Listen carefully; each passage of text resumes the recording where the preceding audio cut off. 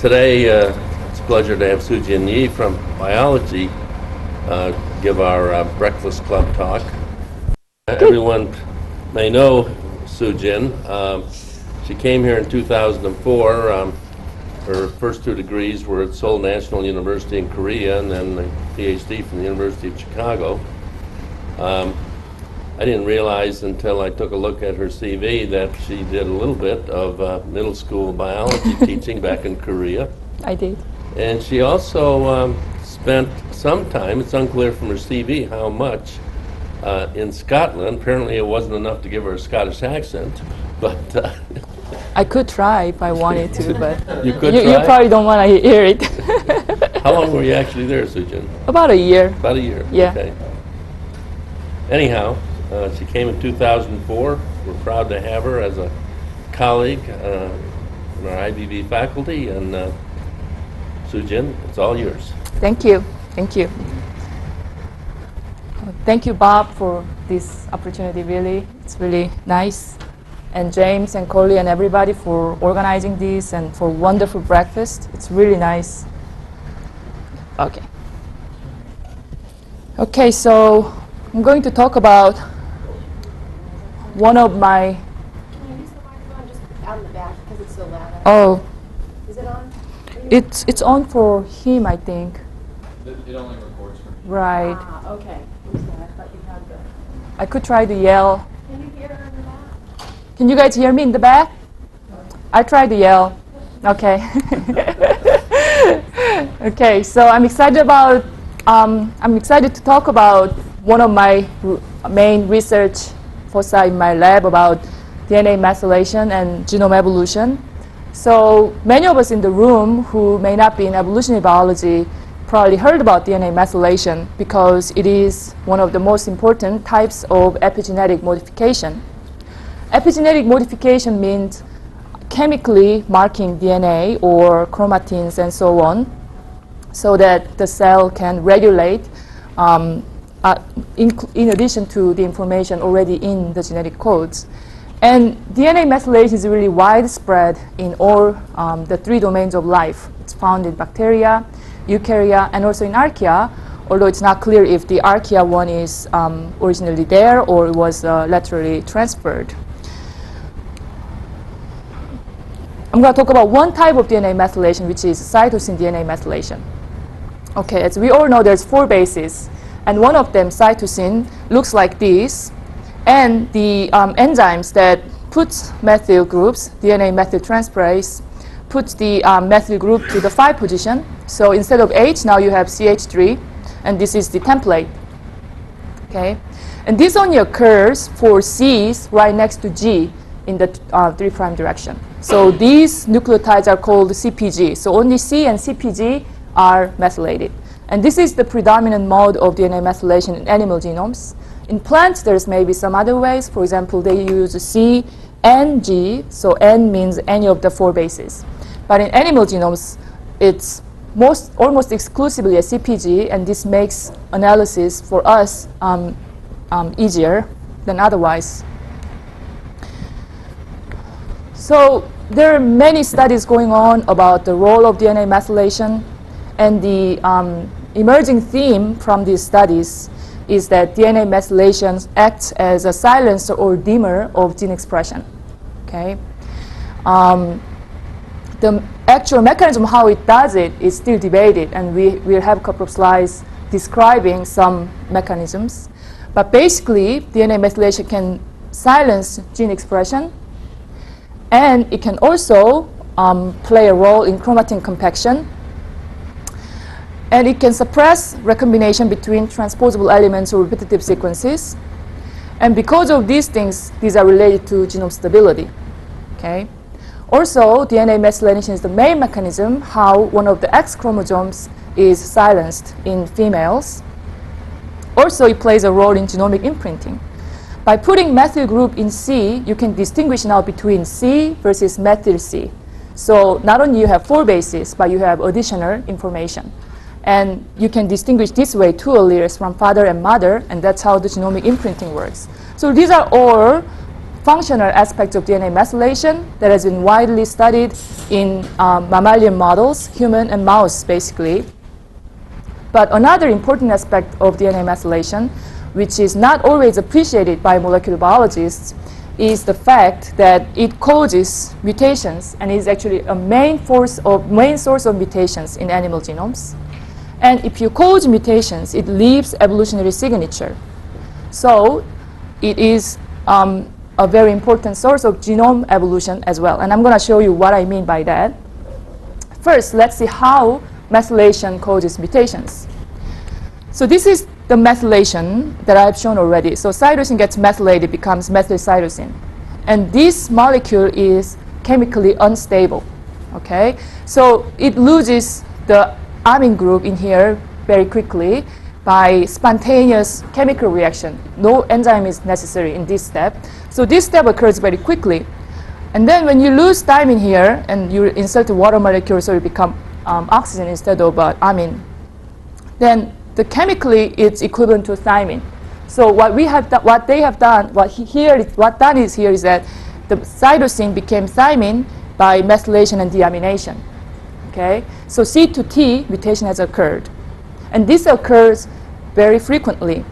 Now, DNA repair mechanism should take care of this, but it's not very efficient because T is naturally found in the genome and it doesn't always distinguish between the T that is mismatched versus T that it should be the real T. So this is, even though DNA repair exists for this mechanism, because this is so rapidly occurring, there's still a lot of mutations that goes through to the next generation that generate from this process.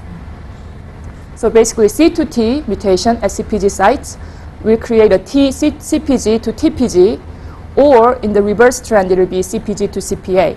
So these type mutations are called as CPG mutations. Okay?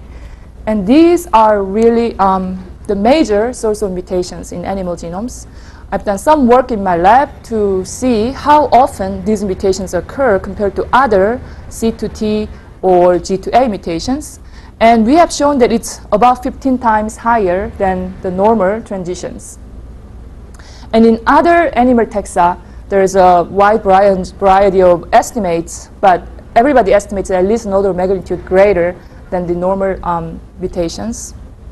And in the chimpanzee genome sequencing paper, it was shown that 1/4 of all point mutations between human and chimpanzee has occurred at CPG sites.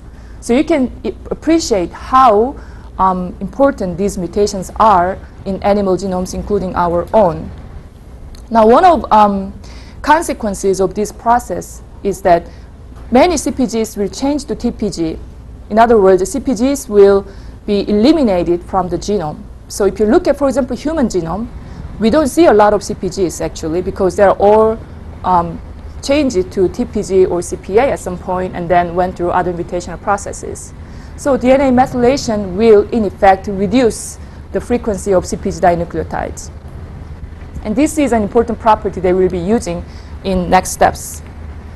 So in my lab, we have been analyzing the influence of genomic methylation on evolution for a few years now, and we have several directions we have pursued. We have shown that methylation improves genomic molecular clock and also affects compositional evolution. Now, recently we have started looking into the functional aspects of DNA methylation and influence on genome evolution. So these are the two papers that we have submitted and focusing these days. And I'm going to talk about these two today. So let's first talk about methylation and evolution of vertebrate promoters. Now, for the rest of the talk, I'm going to introduce one measure that you need to know, okay, and that is normalized CPG contents, or I say CPG-OE for simplicity. CPG-OE is a simple measure that basically is the ratio of observed CPG in the data normalized by the expected CPG based upon the random association of C's and G's. So if you have a lot of methylation, then the CPGs are changed to TPG or CPA. So this value will decrease, and this CPG-OE will decrease. So if you have a lot of genomic methylation, CpG-OE will decrease. And if a gene has been undergone methylation for long evolutionary time scale, the CpG-OE of that gene will be also lower than genes that has not experienced a lot of DNA methylation. So there's this relationship, and you need to remember this. And this property has been noted early on by, for example, Adrian Bird in 1980. Okay, so if you look at the human genome, then most of CpGs are methylated most of time. Okay, so it is an epigenetic modification. So it can, in principle, change between tissue types and developmental stages, and it does. But for the majority of CpGs, for about 80% of CpGs, for 80% of tissues, they're usually methylated. Okay. Now, because of this, the human genome has generally much fewer CpGs than expected. How few? So this is the distribution of CpG-OE in the genomic regions. Okay. So if you look at this, then the mean is about 0.2, means that about 20% of expected CpGs are present in the current human genome. And this is basically everywhere. Okay. And this mode of methylation is called global DNA methylation. In other words, in the human genome, if you look at anywhere, it's basically methylated. And CpG-OE is reduced to 1/5 of what is expected. Now, there's one exception, and very important exception to this rule, and that is the promoter regions. Okay? So promoter regions, some of them are methylated and some of them are not methylated. And indeed, this is what regulates gene expression in case of humans. So generally speaking, if promoters are methylated, then the expression is silenced. And there are many hypotheses how it occurs. Now, one idea is that methyl cytosines can recruit specific proteins for methyl binding domain proteins. And these proteins may themselves inhibit gene expression, or they will recruit other protein complexes that will make the chromatin structure more compact and make it less accessible to transcription factors and so on. So these are some different theories why methylation of promoters will reduce gene expression. But the point is that methylation of promoters can repress transcription. And many promoters are generally methylated, but also there's many that is not methylated. Okay? So genes that is expressed in most of tissues or broadly expressed genes, those promoters are usually not methylated. And it makes sense because you want to have the genes expressed in most tissues, so the promoters are generally hypomethylated. While genes that's expressed in a specific manner in different tissues or different developmental stages, then they tend to be methylated. So there's this distinction of promoters. And this is reflected if you look at the distribution of CpG-OE in the promoters, then what we see is this very clear bimodality. So there's two distributions, one with mean about 0.2, just like the rest of the genome. Okay, but the other one has high CpG-OE, meaning that there's a lot of CpGs compared to the rest of the genome, and close to the expected value of 1. Okay, and if you look at what are these genes, then these correspond to methylated promoters of tissue-specific genes, and these correspond to broadly expressed housekeeping genes. So there's this structural and functional bimodality in the human genome. And I would like to call this curve in the lower CpG part as low LCG, meaning low CpG promoters, and high for HCG for high CpG promoters. Okay? And as I talked about, they are distinct functionally. So high CpG promoters are usually associated with broadly expressed genes, and low CpG promoters are associated with tissue-specific genes. Okay?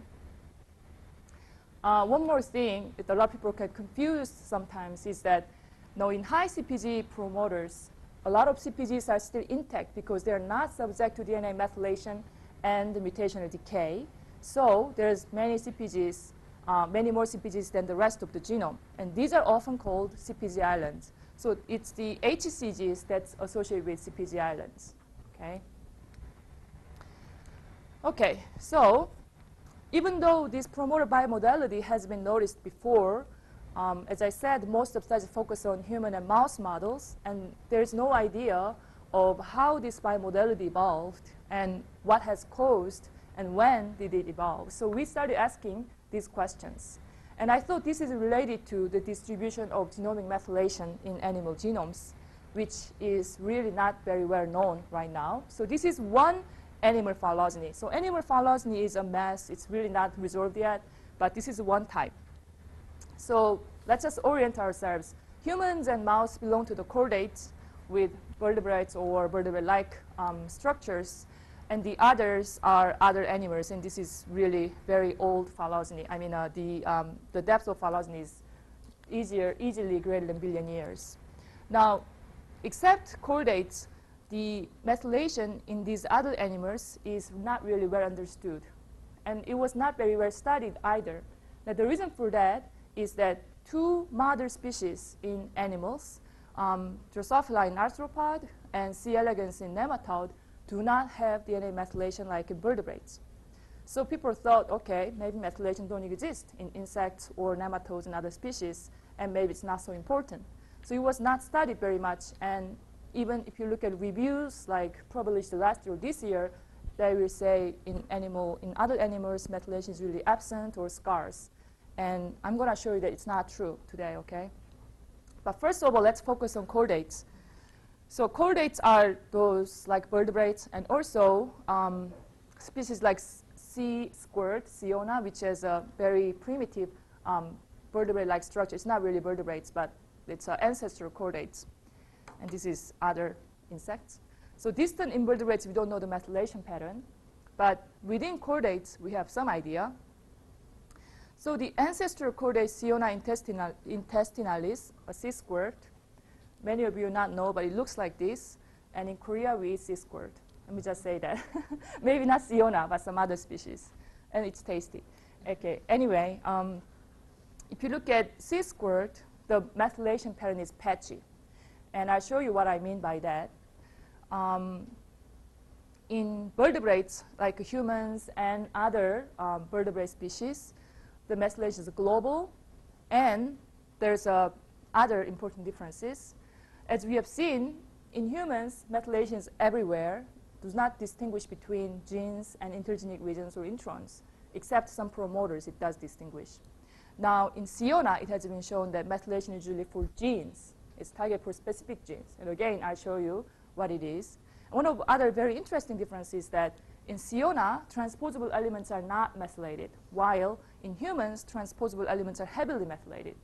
And actually, because of this observation, some people propose that global methylation occurred because we needed to suppress the genome-wide invasion of transposable elements. So that's one theory, but it's not the case in sea squirt.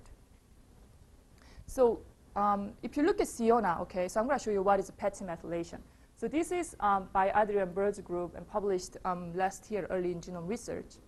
So this is the gene model, and then they have looked at the percent of methylated CPGs.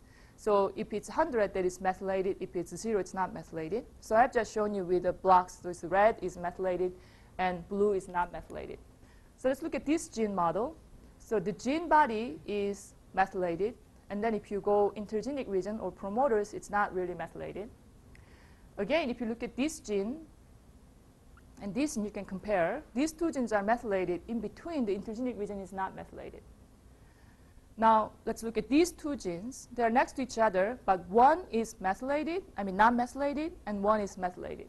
So there's two things that's very obvious. One, methylation is usually for genes, including introns. And two, some genes are not methylated, some genes are methylated.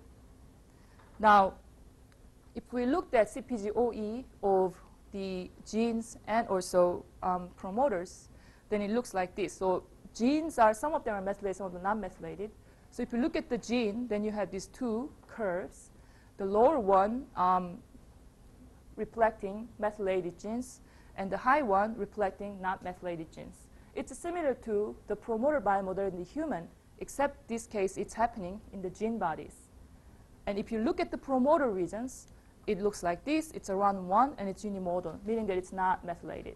So again, this reflects the genomic DNA methylation pattern. Okay? And if you remember what you have seen earlier in the talk, this is the complete opposite. of what you see in humans. So I put them together like this. So if you look at a gene model like this, in humans, you have complete methylation of the intragenic regions and these high and low promoters in the promoters, while this is reversed in Sionna. So one of the projects we did is that try to determine when this switch occurred, and also we want to know how this switch happened. So we looked at several vertebrate genomes that were available at that point with good annotation. So we looked at zebrafish, frog, xenopus, chicken, and human, and compared to Sionna, and also we looked at other invertebrates such as echinoderms, sea urchins, which is a little far out over here. What we have seen is that Sionna and sea urchin both look like this, while it is reversed in all the vertebrates. Okay? So the switch has occurred very early on in vertebrate evolution, okay, before the divergence of the fish and other vertebrates. Okay?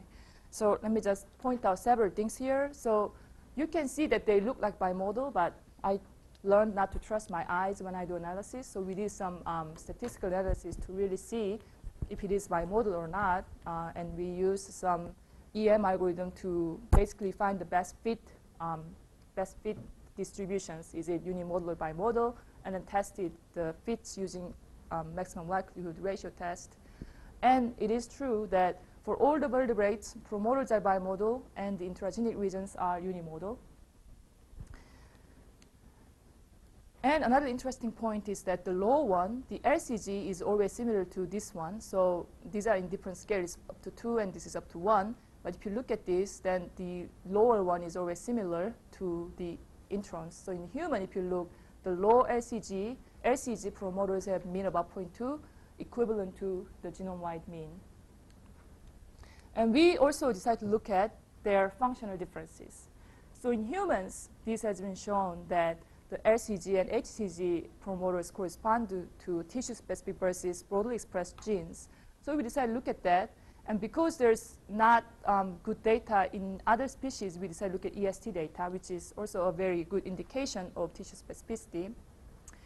And basically, for all the 4 vertebrate species, the LCG always have lower tissues that they're expressed.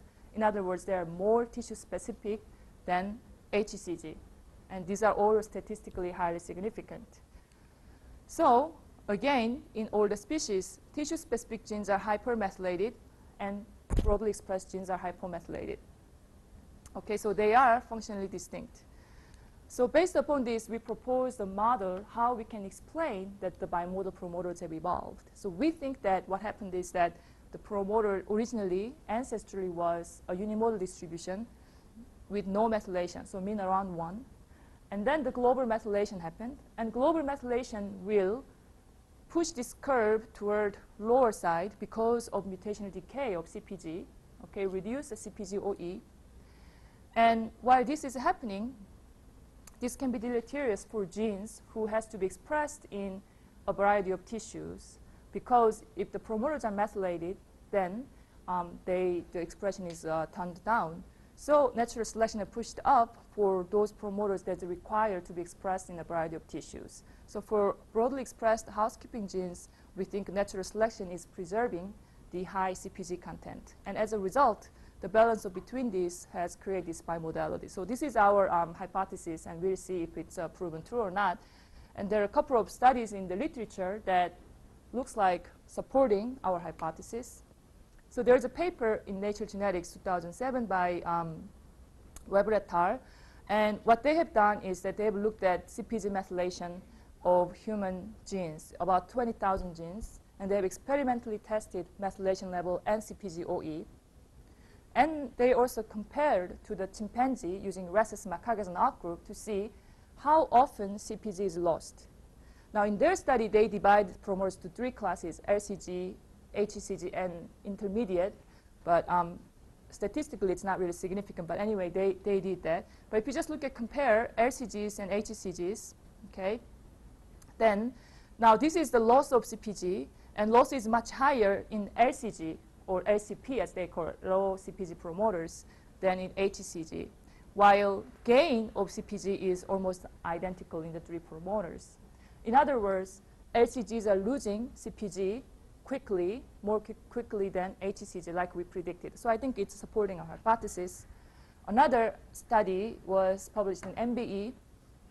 In this case, they have looked at human and mouse promoters using dog as an outgroup. And I have to say this phylogeny is not always true. Sometimes dog goes inside than mouse. But anyway, for this paper, it's not so important.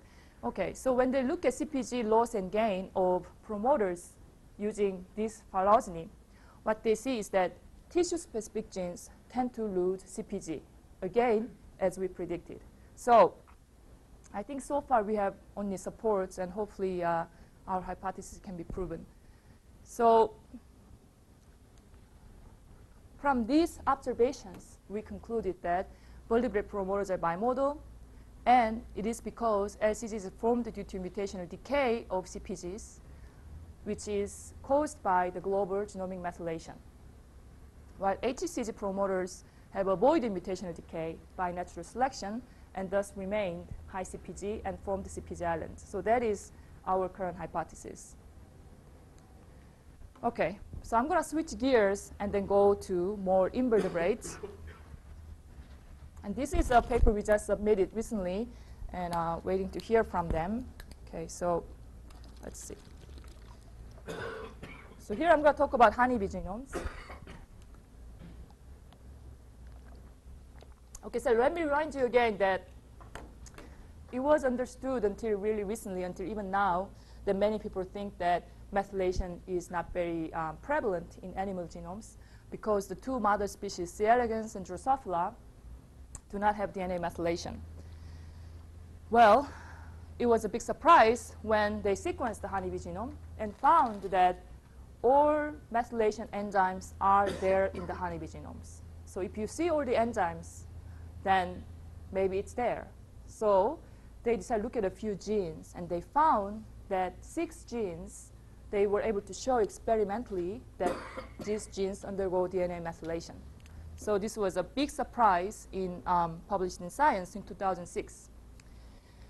So this has prompted other people to look at the presence of methylation enzymes in diverse animal genomes. So I'm going to show you that. But before that, let me just remind you, what are the methylation enzymes? So in humans, it looks like this. So there's actually 3 classes or 3 families of DNA methyltransferase, TNMT1, 2, and 3. And we have 3 of the 3. Now, 1 does heritable DNA methylation. So it basically copies DNA methylation information from parents to the children. And TNMT3 does de novo DNA methylation. Now, this guy has only homology to this catalytic domain or C domain, which is highly conserved, and no N domain. But people don't know what does it do, actually. People have no idea what TNMT2 is doing. But it doesn't seem like it's related to heritable or de novo DNA methylation. So it's doing something else, but we don't know what it's doing. But this domain is capable of methyltransferase. So it is included in the DNA methyltransferase. Now, if you look at the distribution of these enzymes in animal genomes, it looks something like this. Okay? So here, mammals, in humans, as we have shown, there's 1 of 1 and 2 and 3 of 3. Okay? And in C. elegans, there's none. In Drosophila, there's only DMNT2, but as I said, because it's not clear what it is doing, people didn't think there was DNA methylation. In fact, if you look at CpG-OE of Drosophila, it's around 1 everywhere. So there's no evolutionary signature of DNA methylation. So these 2 were what people have generally seen and compared to mammals. But now we have more genomes, so we have a fuller picture. Okay, so the honeybee have all 3, and there's 2 of 1, and solitary wasm Nasonia have 3 of DNMT1, and the human head lice that sometimes cause epidemic and make parents go crazy also have all 3. Okay, and recent studies, there was a recent study that showed that actually in C. elegans there's none, but a close relative, P. pacificus, another nematode, has DMNT2. So maybe it got lost here, and maybe it got lost in before somewhere. We don't have any close related genome, so we don't know what's going on here. But if you look at just these insects, it almost looks like perhaps it was lost in here rather than gained in here. So it's not clear, and we have to have more data to really see. But the point here is that just based upon the enzymes, the distribution of them, it looks like methylation may be prevalent in insect genomes. So we decided to look at the honeybee genome in a more detail, see what is going on. So as I said in earlier study, they found these enzymes, and they tried to find what genes are methylated, and they found 6. Now, as I've shown, that we have these methods of CpG-OE distribution. So we decided to look at that and see if some genes leave evolutionary signatures. So the questions we asked are, what is the pattern of genomic methylation in honeybee? Is it patchy or global, or just a few genes? Okay? And also, we want to see what are the role of DNA methylation. And there were some hypotheses before, so we wanted to check these things. And I'll talk about this in a more detail later. So let's first look at the pattern of genomic DNA methylation. Okay? And we use the distribution of CpG-OE, again in this case. And this is what we found. Okay? So if you look at Drosophila, again, it's just a unimodal. But if you look at honeybee, you have this clear bimodality again, reminiscent of vertebrate promoters or Sionna genes. And these arrows are those genes that was found in earlier study to be methylated, which are all found in LCG, which we predict to be methylated. Okay? So it looks like a lot of genes are methylated. It's actually roughly half and half. Half belongs to LCG and half belongs to HCG. Okay, so we think that LCGs reflect methylated genes and HCG reflect non-methylated genes. And so far, the genes that we know to be methylated support this distinction. We also analyzed the transposable element. And there's not that many transposable elements that's annotated in honeybee genome, but the marginal element is annotated. So if you look at marginal element, the CpG-OE is around 1, meaning that it's probably not methylated. Okay? So this actually is very similar to what we have seen in Sionna. So we think that the genomic methylation pattern in honeybee is likely to be patchy. So some genes are methylated and some genes are not. Okay, question? Question. Was that bimodal distribution shifted to the right? It looked like there were more genes with higher rates. That's an excellent question, King. I knew you were going to ask that. Yes, absolutely. So if you look at this, the mean of the low curve is about 0.5. The mean of the high is actually about 1.5. So what I think is happening is there's other mechanisms to increase CpG-OE of HCG. And I think it's related to the fact that these genomes have a really low GC content. So the GC content of these guys is about 20%. So if you just follow, if you just have 20% GC, then you have a really only a few CpG. You expect about 4% of the genome will be in CpG. So to preserve the high CpG content, I think there's a, like, for example, biased gene conversion that's upwardly forcing the CpG-OE of the HCGs. That's my suspicion. Yeah. Okay. So what is the role of DNA methylation? So to infer this, we first look at if these two proteins in these two categories have different functional annotations. And if you look at this, it's basically gene ontology analysis. And there are many significant enrichment in HCGs and fewer significant enrichment in LCGs. But the pattern really is very clearly different. So genes in LCGs are related to these categories like translation, biosynthesis, and response to DNA damage, while genes in HCGs are all related to cellular communication, signal transduction, and more importantly, system or organ or cellular development. Okay? And these are all highly enriched in HCGs. So we can sort of broadly classify them as housekeeping for LCGs and sort of development specific for HCGs. I'm going to talk about another implication of DNA methylation and its function in honeybee. And this is sort of a really exciting sort of new ideas. So I want to take a small detour to talk about what is so interesting about honeybees. Now, honeybees and our social insects are really interesting because of their phenotypic plasticity. Right? These are like model system for phenotypic plasticity. Now, what I mean by that is that, let me just point to you that, you know, if you compare queen versus worker, these are both female honeybees, and they have the same genomes, but they are so different in terms of phenotype, and not only that, in terms of labor. So workers do work, and queens just reproduce. And they have completely different development. So workers do have only remnant of ovaries and so on, and queen has, of course, full reproductive system. And other aspects of social behavior is really standing out as an extreme case of phenotypic plasticity. And when people first found out about DNA methylation in honeybees, people got excited, and because it's so different from Drosophila, there were some hypotheses that perhaps the methylation related to the phenotypic plasticity in social insects, which is clearly different from the Drosophila. And there was a paper this year that has really shown this may be the case in science. So in this paper, what the authors did is that they knocked down DMNT3, the de novo DNA methyltransferase. Now, if you do not do the knockdown, then most of the larvae develop into workers, and some of them becomes queen-like. But if you knock down, then most of larvae becomes queens. Okay?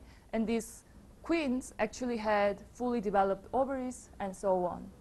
In other words, if you remove DNA methylation, then the honeybee becomes queens, even though it was supposed to be workers. So, in other words, we conjectured that the methylation of queen-specific genes will generate worker phenotypes. Okay? And by reversing that mechanism, we have seen the development of queen-like individuals. And there was another paper that have surveyed how prevalent is genomic DNA methylation in this Hymenoptera.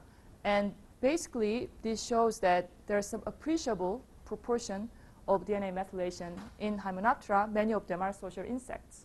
So this has got to make people in social insects very excited, thinking that perhaps DNA methylation is the mechanism the social insect genomes use to regulate phenotypic plasticity. Because remember, phenotypic plasticity is most likely to be related to gene expression, and methylation is a default mechanism that you can use to really regulate expression of different genes. Okay? So, based upon this idea, we had two predictions. One is that because if you methylate queen-specific genes, you develop worker phenotypes, we proposed that queen-specific genes should be preferentially in HCGs.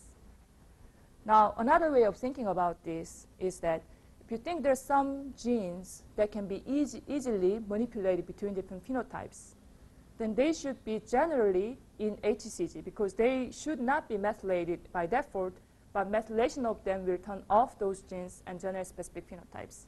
So we also propose that Cas-specific genes should be also in HCGs.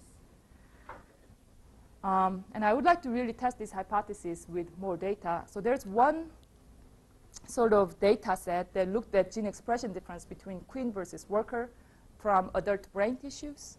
It's from Grosinger et al. Paper.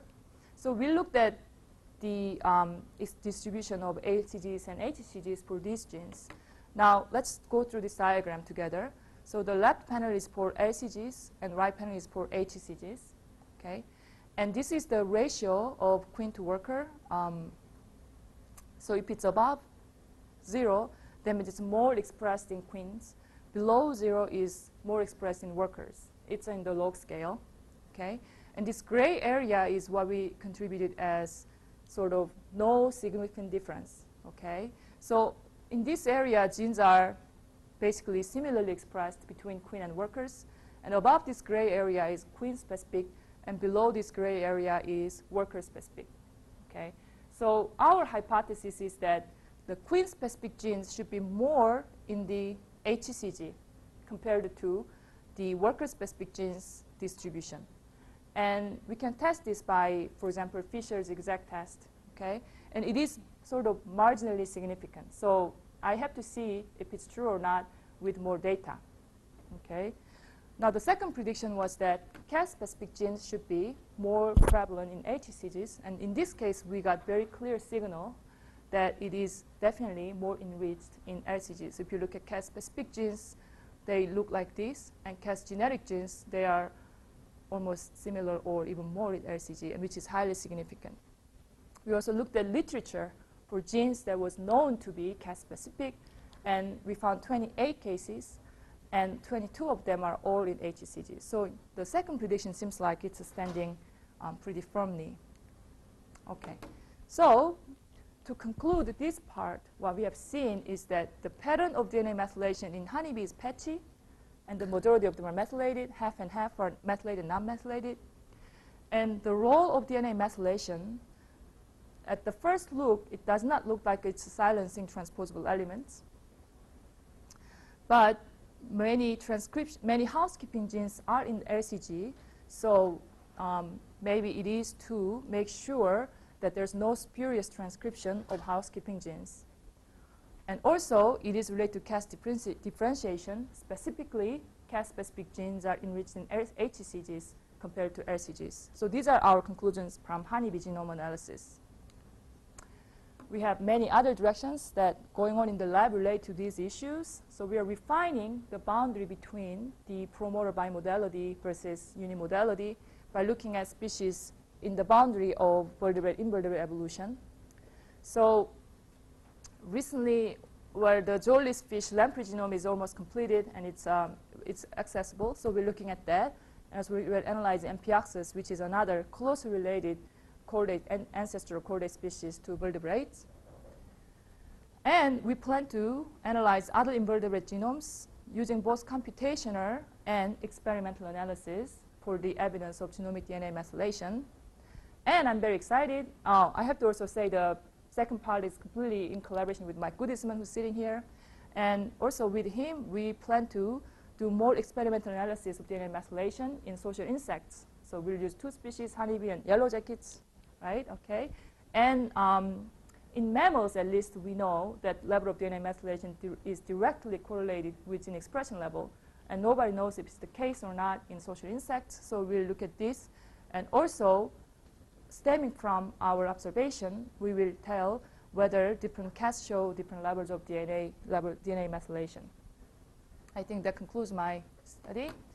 So these are co-authors and collaborators. The most of the work is done by my student Naveen and Brandon Hunt, who's I co-advise with Mike Goodisman. And then people in my lab are all working on aspects of some of these and also some other projects. So I wrote their names, but most of them had to leave for classes. And then these are some fundings. So thank you very much.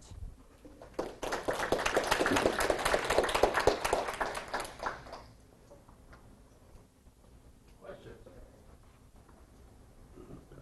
Yeah? Is any of these methylase specific for any gene? Huh? What? Is any of this DNA methyltransferases specific for a class of gene that might explain what is seen with the honeybee? Because I'm not sure whether just knocking down one gene and you revert the phenotype actually correlate with disease, but in a specific kind of print-related or population print-related gene. It may be a global re-repression of genes that will manifest itself in I see. repression of protein. So you're basically asking if maybe DNMT specifically knocked down the silenced genes that relate to, for example, metabolism. Exactly. That's an excellent question. Instead of really it's working to generate phenotypic plasticity. Now to answer this question, we need to know, really all the genes that in HCGs and LCGs in honeybee and see if any of them are different from, for example, Sionna, right? Because the Sionna has this patch methylation. It also has part of gene knockdown, part of gene not methylated, but they don't have social behavior. So we have looked at it briefly. And what we see is that both Sionna and honeybee have similar genes in LCGs and similar genes in HCGs. So further studies are needed, but my suspicion is that now another way of answering your question is also to see if similar genes are methylated in non-social insect species. Okay, so if you look at insect species that is non-social, yet it has this similar pattern of methylation, and the same genes are knocked down and the same genes are not knocked down, then I think it proves the idea that maybe the evolution of phenotypic plasticity is secondary rather than the first push for the evolution of DNA methylation. Do you agree? So we are looking at this using like Nasonia genomes right now. Yeah. And my suspicion is I'm with you a little bit, but we have to see. Yeah. Oh. Go ahead. Okay. Did I understand correctly that the distribution of functions has been switched between vertebrates and the honeybees with respect to the low CG versus high CG? So that is a very good question. So here now we are talking about the definition of sort of housekeeping. Okay, so it's sort of all started in Adrian Bird's study. So Adrian Bird, when they look at Sionna, they say that LCGs are housekeeping. And when they say housekeeping, that is the genes that is intermediately or lowly expressed but in broad tissues. Now in humans, when we say housekeeping, it's usually genes that's highly expressed in many of the tissues. Now in humans, many of genes that are highly expressed are broadly expressed because these two are expression level and pattern are strongly correlated, as you know. But is it the case in Sionna? Actually, we don't know at all. Yeah. So when I say housekeeping in Sionna or insects, we don't know the expression level, but it looks like a basic cellular processes. Yeah, So I'm that's just sort of wondering loose about definition. The possibility of independent evolution of methylation. So the tree Right. suggests that maybe it's not the case, but you mentioned we needed more data. Yeah. Yeah. Yeah. Soojin, your talk is totally out of my area of expertise, but leads to a lot of thinking on my part. Okay. What do we know about the influence of environmental factors on DNA methylation and potentially on evolution? Yeah, that's a really great question. A lot. A lot. So But, it's a seminar in itself. No, but that's yeah. I mean, I can tell you a little bit about it. So, for example, these epigenetic signals. The interesting part of it is that it can be it's stimulated by environment. So you have genetic code we get in the genome, but you can mark some Cs with methyls or other things based upon environmental cues. So the honeybee experiment, for example, the honeybee queens become queens just because they eat like royal jelly. So different nutrition influences, in this case, hypomethylation. If you don't have a lot of nutrition, you have hypermethylation. You don't express a lot of genes. You don't develop very well.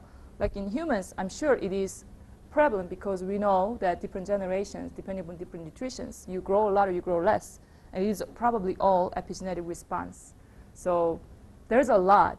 Now, how is it related to evolution is another big question, and I don't think many people really know the answers.